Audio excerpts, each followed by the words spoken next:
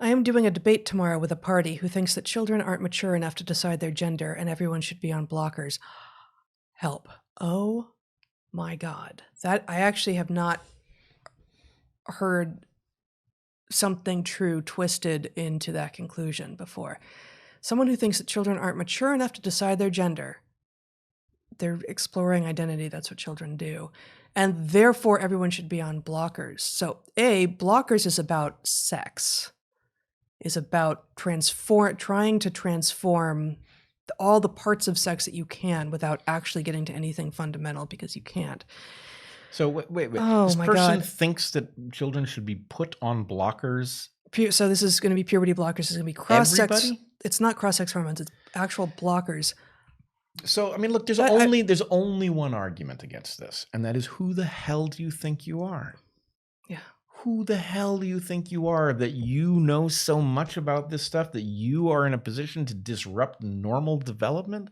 You know what this reminds me of? This reminds me of, in researching the book, I came across a movement in the early 20th century among American medical doctors who had, they were worried about the appendix, and it's this vestigial organ, and couldn't figure out what it was good for. And we're not going to tell that whole story now, but it turns out it's actually good for a lot of things, and it depends on your environmental context.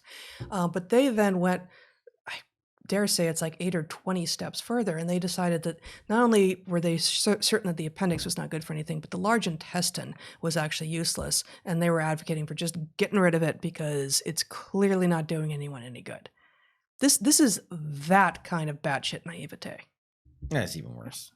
It's even worse. I mean, it's kids, it's development. Like, yeah, they're going to destroy people. They're going to destroy people. This is just completely unacceptable. And I mean, just even at the point that somebody formulates such an argument, says it out loud, and doesn't immediately understand that what they've said is insane, we got a serious problem. There's something in this, and I ran into this with sort of like really dim faculty who had been semi-trained in humanities or social sciences, but not like the legit humanities and social sciences. These are just dim, postmodern, critical theory, humanities, social science types who seem to really believe that everything about the universe was created at the point that humans started talking about that thing.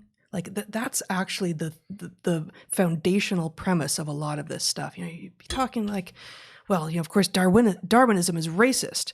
No, it's not. Well, these people who were talking about it were racist. Like, just because the thing has been abused by idiots and racists doesn't make it idiotic or racist. Yeah. And, children are interested in figuring out who they are, and in being transgressive, and in exploring liminality, and in doing all of the exploration that is what children are about. That's why we have the longest developmental periods relative to our lifetime on the planet.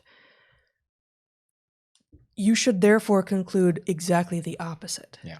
You don't mess with their development with giving them exogenous drugs. You don't do it unless it is absolutely 100% required for some reason that is distinct to them, for which nothing else has worked. And everything else that should be tried first includes everything from diet to exercise to light regime to family situation, all of these things. You don't start with drugs, and hopefully you don't end with drugs, in except the rarest cases. That's insane. Yeah, it's insane.